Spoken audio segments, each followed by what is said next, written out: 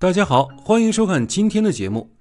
下巴属于面相中的一部分，虽然不是主运，却与人中一样，管着你的晚年运及人生福气，所以小事不得。现在我们来看看如何从下巴来看你人生的祸福呢？一、方下巴，事业成功，寿命长。如果一个人的下巴长得比较方阔的话，这种人一般做事很有原则，而且很有上进心。不过自尊心太强，非常的爱面子，表达能力不是很好，容易得罪人，所以朋友很少。不过这种人目标感非常强，做事也很有条理，做事认真，有种不达目的不罢休的执着。身体健康，容易长寿，事业也容易获得成功。对待感情比较的理想主义，也比较的专一，对事业很有进取心，还有着很强的责任心。男人方下巴，性格强硬，一生忙碌；女人方下巴，做事果断，异性缘好，但意志力不强。二、下巴长，聪明能干。下巴如果长得比较长的话，这种人大多内心比较的正直，做事积极而主动，稳重而大方，而且很有坚持力，能够有始有终，不喜欢中途放弃，并且精力充沛，重情重义，乐于帮助他人，人缘非常的不错。女人下巴长，外刚内柔，家庭责任感比较强，做事有条理，懂得精打细算，但是掌控欲强，家中容易出现女强男弱的现象。男人下巴长且宽，属于典型的实干派，有着很强的领导力，但比较的大男子主义，对家庭缺乏关心和重视。三、圆下巴，女有福，男有财。如果下巴长得较为圆润的话，这种人大多性格温和，心胸豁达，有着很强的亲和力和包容心，待人谦逊有礼，而且这种人不论男女，大多非常的顾家。男人长有圆下巴的话，大多性格温顺，子女贤孝有出息，事业和爱情都比较顺利，而且很有责任感，待人也非常的真诚。虽然缺少一些灵活和冒险精神，但特别的可靠稳妥，一生安稳幸福。女人下巴圆润的话，大多非常的善解人意，懂得为他人着想，人缘非常好，婚后旺夫兴家，晚年富贵有福气。四、下巴短，晚年无靠。如果一个人的下巴长得较短的话，这种人头脑聪明而理智，但是想法容易不切实际，有一些神经质，性格方面比较的善变。男人如果下巴较短的话，大多行动力不强，属于那种想法比较多但做的很少的类型，做事不够主动，也不善于交际，人际关系一般，事业上难有太大的作为。女人如果下巴过短的话，考虑问题比较现实，但做事没有长性，容易见异思迁，家庭稳定性比较差。五、蟹下巴，一生漂泊。蟹下巴指的是下巴长得像后缩，这种下巴的人大多性格方面比较的内向，个性也非常的不稳定，做事有时会比较任性，缺乏耐心，而且思想容易走极端，做事有时候不考虑后果，容易半途而废。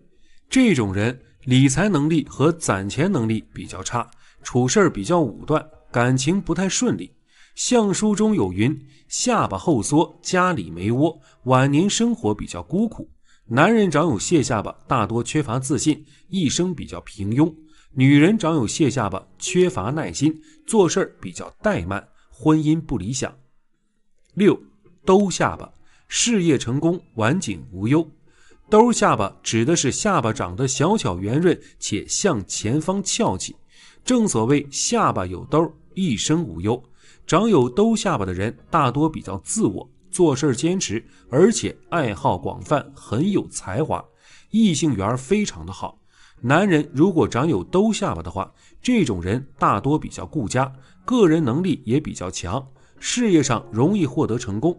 女人长有兜下巴的话，个性温和，容易相处，而且富有爱心，家庭责任比较重，对长辈孝顺，工作时也很积极热情，家庭和谐稳定，晚年富贵无忧。以上6种下巴，你是哪一种呢？人的下巴面相能够预测晚年生活是否安定，以及与晚辈的相处情况。在面相学方面说，下巴圆润者晚年生活安逸，下巴尖尖削者晚年辛苦。但是面相仅提供参考，不能一概而论。生活好坏也是与人的努力有关，无论我们拥有怎样的下巴，都有能力让自己过上幸福的晚年。下面接着来看晚年生活如何看下巴面相。一、W 型下巴。W 型下巴也就是下巴中间稍有凹进去，呈现微微的 W 型。有这种下巴的人较具有个人魅力，并且晚年体力不衰，老当益壮，生活丰富精彩，持续发光发热，是晚年运不错的下巴。譬如著名美女影星林青霞和麦克道格拉斯，下巴就是呈 W 型的。呈 W 型的人审美观佳，在艺术美学等创作方面有不错的表现，不喜欢庸俗平凡的事物。由于感情丰富又有魅力，恋爱机会往往很多。但奇妙的是，他们却能做到巧妙控制恋爱节奏，懂得自制，不至于因滥爱而造成无法弥补的后果。人老而心不老的持续尝试各种事物，将使他们拥有丰富的晚年。二、尖削的下巴。下巴尖削的脸比较常在女性身上看到，俗称瓜子儿脸。由于这种脸型迎合了现代人的审美观，因此常得异性喜爱。年轻时的运势是左右逢源，颇吃得开，但是这种下巴晚年运势平凡，因此年轻时需培养节约储蓄的观念，钱不可使尽，且心存厚道，晚年才得以安然的颐养天年。若下巴不止尖削，还同时后缩的话，稍稍后缩是 OK 的，表示个性谦和淡泊，不与人争。若下巴后缩明显严重，表示脑部发育不完全。面相是人体五脏六腑形于外的展现，且个性太过敏感，常会做错决定，晚年辛苦，要把神经练得大条一点。三、宽厚的下巴。下巴宽厚丰满的人一般晚年运很好，也较得晚辈部属的拥戴。下巴的肉以结实为佳，如果肥肥软软的，这种虚胖的肉不值钱，只是代表常得口福，并不代表晚年幸运。下巴又圆又大，结实丰满的人待人处事富人情味，多能营造家庭温暖，晚年的婚姻和财运都不错。就算是做不婚族的单身王老五，也是凡事看得开，想得开，烦恼不上心，晚年是过得乐天知命，快活，逍遥得很。四、下巴有痣。黑色红色的痣为美痣，咖啡色灰色边缘不整齐的痣为恶痣。下巴有美痣的朋友能得到部属及晚辈的效力和尊重，晚年生活常常不虞匮乏，能有福气居住到好的住所，所谓福地福人居。女性婚前不乏男生喜欢，婚后也是工作与家庭都能打理得很好，是很好的相。相反的，下巴有恶痣的朋友晚年必有一失，状况轻一点就是住所不佳，容易住到出状况的房子，譬如海沙屋或凶宅。更有甚者，晚年将无法守住祖业及打拼成果。更不好的可能性是和后辈处不来，事业和家业被下属儿女败光，老运因此坎坷。庆幸的是，志向与其他征兆相比，是影响命运较轻微的。五、双下巴。双下巴是一种福相，大家不要误以为双下巴就是肥胖造成的。双下巴的形成和修养心地有关，和胖瘦无关。许多瘦子也有双下巴，心地好，修养好，有度量，双下巴就慢慢的日积月累跑了出来。许多人是中年以后生出双下巴，有双下巴的朋友自然而然就广结善缘，财运特别好，常有意外之福，还和房子特别有缘，不动产的运气佳。人家买屋是勒紧裤腰带，苦哈哈，你是不知不觉就赚到2-3间房，做无壳蜗牛的几率甚小。双下巴的女性能得家人敬重和老公疼爱，晚年很幸福。好了，今天的分享就到今天的节目。在汉语中，形容美人的词语有很多，比如肤如凝脂、顾盼生辉、明眸善睐、巧笑嫣然等。其中有个成语叫梨涡浅笑，梨涡就是我们常说的酒窝的其中一种。脸上有梨涡的女人有一种独特的美感，所以梨涡浅笑也是评价一个美人的标准之一。那么从面相上看，有酒窝的女人好吗？在个人运势上又有什么表现呢？有酒窝的女人的性格命运。酒窝的形成主要是具有一定的遗传因素，在现代的话可以通过一定的科技手段后天形成。当然，后天形成的酒窝是需要通过手术改变一些脸部肌肉，但这就会对面相造成些许破坏。从面相角度来看，这就是等于破相了。不过酒窝的确是能够给人一种独特的美感，尤其是当女子微笑时，会令面部表情更加生动活泼，给人一种可爱温暖的亲近感。所以就算是通过手术，不少女生也是希望自己脸上能有一对酒窝，为自己增添一份独特的魅力。那生来就有酒窝的人，在性格和命运运势方面又有什么特点呢？第一，容易少年得宠。小孩子拥有酒窝，那么很容易获得长辈的喜爱，这也是源于酒窝对孩子面容的可爱加成。长辈们往往会更为疼爱那些笑起来极为甜美的孩子。可以说，如果小孩子拥有酒窝的话，那么他在成长过程中更容易收获宠爱。第二，性格随和温婉，外柔内刚。有酒窝的人一般性格比较随和，好相处，脾气很好，但不是那种软弱无力、任人拿捏的人。每个人都会有一条不可触碰的底线。他们虽然有一颗温柔温暖的心，但是如果是触及到他们的底线，或者一旦他们坚定某件事时，也会很有坚持的态度。这个时候他们身上就会表现出一种很有韧性的特性，可以说是外表柔和，但是内心刚正，外柔内刚的一种人。当然每个人的性格除了先天因素，更多的也是受后天因素影响，他们中不乏性格柔弱的人。一旦这种性格放大，不免就会变成多愁善感之人，容易伤感和自卑、懦弱、顾影自怜。第三，感情多桃花，难稳定。脸上有酒窝的人因为有一种独特迷人的美感，很受异性的青睐，加上他们性格随和，与人相处起来容易令人感到亲近，所以他们在感情中从来不乏追求者。但是追求者多并不意味着正缘来得快，反而容易令他们招惹到烂桃花。即使不是出于本意，他们也时常因为别人的示好而被卷入多角恋情的感情纠纷中。在不明真相的看来，他们也很容易因为感情之事受到误解和中伤。所以桃花多的他们有时反而会被耽误正缘，感情很难稳定。第四，事业上多贵人。上面说到，因为他们性格好，在感情上容易受到烂桃花的干扰，但是在事业上，性格好却是帮助他们事业成功的一大重要利器。而且酒窝位于奴仆宫附近，关系着一个人的同僚和交友关系。酒窝如小圆坑，越深越能够帮助积攒下不错的人脉。大家都知道，在事业上除了能力和资金，人脉是最重要的。他们在交际中善于发挥自身的性格优势，通常会有很好的人缘，贵人运很好。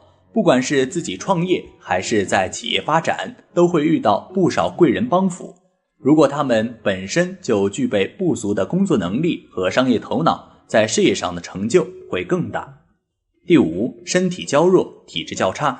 一般脸上有酒窝的女人体质比较差，尤其是脾胃功能比较虚弱，在少年时期就常出现肠胃方面的疾病，影响营养吸收，这对后天的发育是非常不利的，而且时常生病也会影响个人的心理发育，容易感到悲观。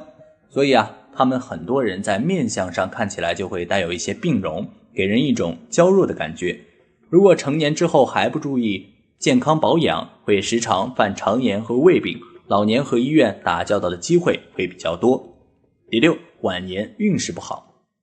有酒窝面相的女人晚年的运势不怎么好，尤其是到了49岁以后，运势有所变化，慢慢开始走衰运，生活也过得越发不如意，衰运不断。所以有酒窝面相的女人要注意早年多行善，多积福，多为自己的晚年做好筹谋。第七，酒窝长在法令纹内易争吵。一般来说，如果酒窝长在法令纹以内的人，容易与外人发生争吵，例如朋友、上司、同学、同事，甚至是陌生人等等。而酒窝长在法令纹以内面相的女人，则容易与家里人争吵，与家里人的沟通时常会发生好多矛盾，无法达成一致的想法。第八，不易创业。对于女人来说，有酒窝特别容易招惹到烂桃花和遇人不淑，而对于男人来说，有酒窝的一般不利于创业，因为酒窝的位置承接一个人的奴仆宫，奴仆宫不但主交友，也代表了与下属之间的关系，所以有酒窝的男人不利于去御下，在创业的途中会容易出现被人背叛或者下属不服从、管事从事等。一般有酒窝的男人由于承接奴仆宫位有缺陷，所以在事业上难以独当一面，不利于创业。有酒窝的人乃有孝子或者聪明儿子，女有孝女或者聪明女儿。如果只是一边面孔有梨窝，则男左女右，左边脸则有孝子，右边脸则是有孝顺女儿，男女同论。天生的无论都是最好的，无论是头发还是脸部的任何一个位置，都是不需要过多的去修饰。有酒窝的人是天赐自然的美丽，即便从相学上来说可能也有不好的运，但是人的命运多靠自己80%的努力，一命二运三风水，只要命好运好风水好，相信一切都会扭转乾坤。好了，今天的分享就到这里，愿您印堂是指两眉之间的距离，在面相中，印堂又称为命宫，也就是代表着一个人命运的关键地方。人们通常观察印堂的形态纹路，就可以看出一个人一生命运的起伏。那不同印堂面相的人命运如何呢？一起和大佬来了解一下吧。一、印堂纹路看命运。一、印堂悬针纹。所谓悬针纹，指的是印堂中间出现一道竖直而深刻的纹路，如针一般直插印堂，又名为斩子剑。拥有此纹的人个性固执偏激，脾气异常火爆，做事冲动，不顾后果。他们独断专横，企图心极强，尤其体现在事业上。他们不怕失败，凡事决定了就会坚持到底，不到黄河心不死。这种刚直的性格也常常造就了他们获得成功。印堂有悬针纹的人，无论男女，都是命硬之人。男人有话克妻克子，女人有的话克夫克子。这类人到了中年会有破败不测之祸，需要小心化解。如果女人印堂有斩子剑，第一胎是男孩也站不住，大多数都是生女孩。如果说这样的女人真的生了男孩，那她上一世一定中了善因，但最终孩子也不会生活在她的身边，因为斩子剑就是代表儿子远离自己的意思。这种情况下，建议可以佩戴旺子女姻缘的吉祥物，使婚姻幸福美满，促使家庭成员和谐。二、印堂双雀纹。印堂上有两道清晰可见的竖纹，被称为双雀纹，是典型的善纹。有此纹路的朋友，脑组织发达，事业心十分强，思想虽然保守，却十分周到，为人处事上也有条有理，韧劲十足，无论男女都能取得令人羡慕的成就。有此纹路的男性朋友，性子宁折不弯，总会在无意间得罪一些小人；而有此纹路的女性朋友，经常与老公有矛盾，婚姻状况不是很好，建议在丈夫面前态度要收敛，这样家庭方能幸福。三、印堂川字纹。印堂处有3条竖纹的，称为川字纹。这类人心地善良，有正义感，懂得知恩图报。可通过自己的努力获得地位与声誉，只是得失心较重，易固执己见，时而安详，时而暴躁，并且呼吸系统较弱，做事容易有失偏颇。男人印堂有川字纹是个富贵之象，这样的人会白手起家，干出一番大事业，但往往婚姻都不顺利，易夫妻不和，终年多灾。女子有川字纹的性格刚烈，不容易包容别人，婚姻容易出问题，且易招来官司口舌。4.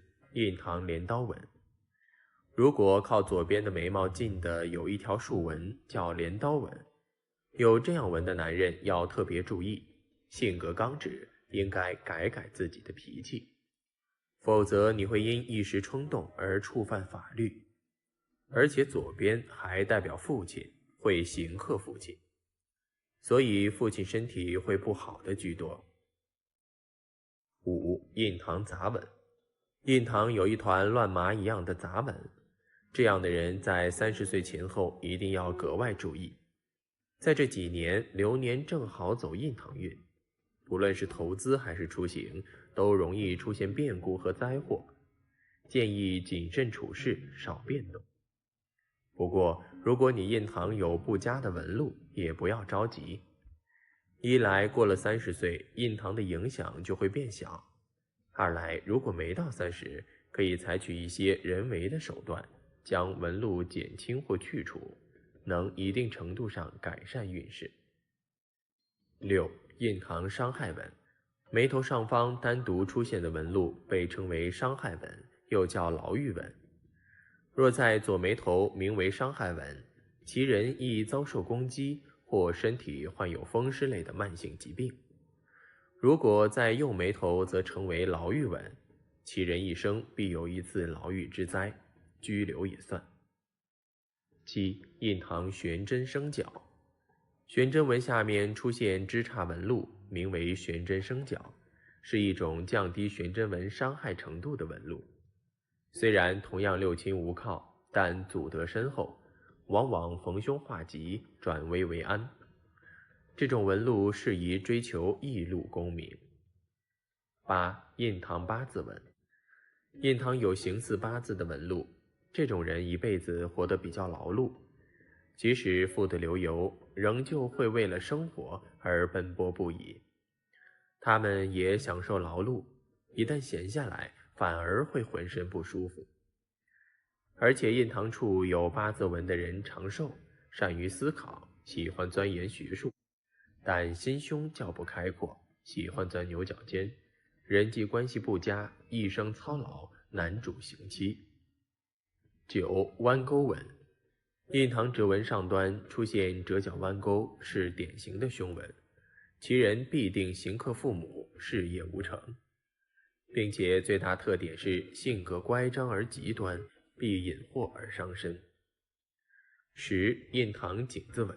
印堂有井字纹者，高官可达，在企业里往往能独当一面，是领导之才。如是女性，往往是克夫之相。若印堂处有交叉纹的人，男克妻，女克夫，一生劳碌辛苦。11. 印堂仰月纹。仰月纹就是在印堂处长着像一道弯月的纹路，有此纹路的人生来就十分富裕，他们出身的环境好，因此能够从六亲中得到鼎力的支持，事业方面做得风生水起。